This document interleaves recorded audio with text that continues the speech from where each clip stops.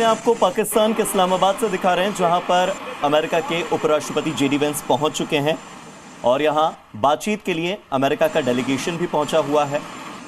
आपको बता दें कि पहले ईरान के डेलीगेशन के साथ शहबाज शरीफ की बात होगी और अमेरिका का जो पक्ष है वो रखा जाएगा।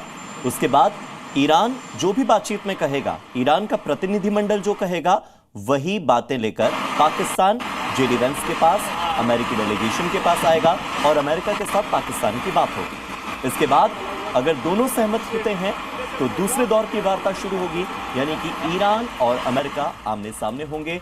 जेडी वेंस का जो प्रतिनिधिमंडल है, जेडी वेंस के नेतृत्व में पहुंचा अमेरिकी प्रतिनिधिमंडल, वो एक मेज पर होंगे और मेज के दूसरी तरफ अब्बास अरागची और गलिबाफ के नेतृत्व में जो ईरानी प्रतिनिधिमंडल पहुंचा है वो मौजूद होगा।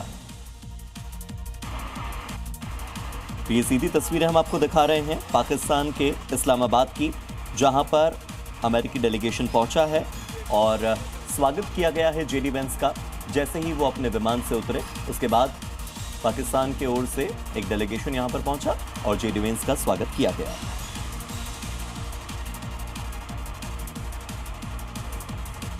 आपको बता दें कि अमेरिका के साथ शांति पर बातचीत के लिए ईरान का डेलीगेशन शुक्रवार देर रात को ही पाकिस्तान के इस्लामाबाद पहुंच गया था और इसकी अगुवाई में ईरान की संसद के स्पीकर मोहम्मद बाघेर गलिबाफ जो हैं वही कर रहे हैं। और इस्लामाबाद पहुंचने के बाद उन्होंने बाकायदा एक तस्वीर भी शेयर की थी और अब ये अमेरिकी डेलीगेशन की तस्वीर है। एकदम ताज़ा तस्वीरें हैं जो आपकी टीवी स्क्रीन पर हम आपको दिखा रहे हैं। इसमें आप देख सकते हैं कि जो जेडी वेंस हैं वो पहुंच गए हैं। हालांकि अमेरिकी राष्ट्रपति डोनाल्ड ट्रंप ने इस बातचीत से पहले ईरान को धमकी दी है और डोनाल्ड ट्रंप ने यह कहा है कि ईरान के पास थोड़े समय के लिए समुद्री रास्तों पर जबरदस्ती वसूली के अलावा और कोई दाव बचा नहीं है। ईरान के पास फिलहाल बातचीत के अलावा और कोई ऑप्शन बचा नहीं है।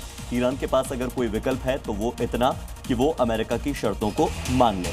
ट्रंप का कहना है कि वो ईरान को इसीलिए जिंदा छोड़ रहे हैं, इसीलिए जीवित छोड़ रहे हैं ताकि बातचीत कर सकें, वरना ईरान का एक भी लीडर अब तक जिंदा न बचता। तो जो प्रतिनिधिमंडल पहुंचा है, उस प्रतिनिधिमंडल की मौजूदगी का श्रेय भी डोनाल्ड ट्रंप ले रहे हैं कि उनके वजह से, अमेरिका की वजह से ईरान के कुछ लीडर्स अब भी बचे हैं और वो सिर्फ इसलिए ताकि वो जेडी वेंस के साथ बातचीत कर सकें और बातचीत के जरिए इस युद्ध का समाधान किया जा सके। पाकिस्तान के विदेश मंत्री ने यहां जाकर रिसीव किया है अमेरिका के उपराष्ट्रपति जेडी वेंस को। हालांकि ये बहुत ही बड़ी विडंबना है पाकिस्तान के लिहाज से, क्योंकि थोड़े समय पहले तक अमेरिका के खिलाफ जो आग उगलने का काम है वो सोशल मीडिया पर पाकिस्तान की यही विदेश मंत्री कर रहे थे।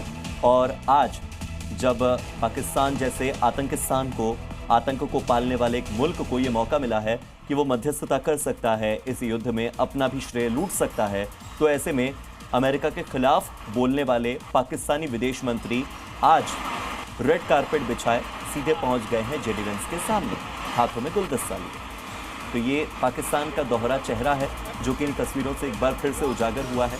अमेरिका के खिलाफ पाकिस्तान के विदेश मंत्री बार बार सोशल मीडिया पर अलग अलग पोस्ट में, अलग अलग टीवी इंटरव्यूज़ में बोलते आए हैं कि इस पूरे युद्ध में ईरान तो ठीक है, लेकिन अमेरिका का जो रुख है वो कुछ ज़्यादा ही आक्रामक है और अमेरिका की जितनी कमियां हैं वो बार बार गिनाते आए हैं। लेकिन जैसे ही अमेरिकी प्रतिनिधिमंडल पहुंचा तो यही पाकिस्तानी विदेश मंत्री जो अमेरिका के खिलाफ आग उगल रहे थे, आज अमेरिका के पिछलग्गू बने नजर आ रहे हैं।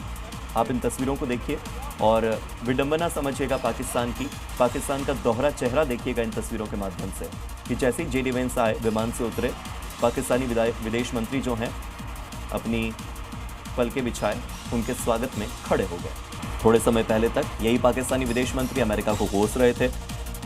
अब जो ताज़ा तस्वीरें हैं वो ये बताती हैं कि जेडी वेंस जो हैं वो ईरानी डेलीगेशन के साथ बातचीत करेंगे। वो पाकिस्तान में अमेरिकी डेलीगेशन का नेतृत्व भी कर रहे हैं और उनके सामने अब तक की जो सबसे मुश्किल जिम्मेदारी है वो दी गई है। अमेरिका और इजराइल लगातार आक्रामक मोड में रहे हैं, बहुत ही ऑफेंसिव मोड में रहे हैं। पहली बार अमेरिका डिफेंसिव मोड में आया है और डिफेंस का जो जिम्मा है वो जेडी वेंस को सौंपा गया है। और जेडी वेंस का ये दौरा बहुत ही महत्वपूर्ण होने के साथ साथ बहुत प्रेशर में भी है, बहुत दबाव में भी है। अगर बातचीत सफल हो जाती है तो फायदा सीमित होगा, लेकिन अगर ये बातचीत विफल हो जाती है, असफल हो जाती है, तो इसका एक बहुत बड़ा राजनीतिक नुकसान हो सकता है। जेडी वेंस का ये जो मिशन है काफ़ी मुश्किलों से भरा हुआ है और उन्हें अलग अलग हित रखने वाले पक्षों को संतुष्ट करना होगा। उन्हें इजराइल को भी संतुष्ट करना है, उन्हें लेबनान को भी संतुष्ट करना है, उन्हें ईरान को भी संतुष्ट करना है और फिर मध्यस्थता कर रहे पाकिस्तान के अपने कुछ हित होंगे जिन्हें साधने के लिए पाकिस्तान ने ये पूरा का पूरा घटनाक्रम रचा है। तो भरोसे की कमी अगर कहीं भी होती है तो ये सबसे ज़्यादा प्रॉब्लमेटिक होगा जेडी वेंस के लिए। यूरोप समेत अमेरिका के जितने भी सहयोगी देश हैं वो भी जेडी वेंस के इस परफॉर्मेंस पर नज़र रखे हुए हैं कि जेडी वेंस किस तरह से नेगोशिएशंस करते हैं।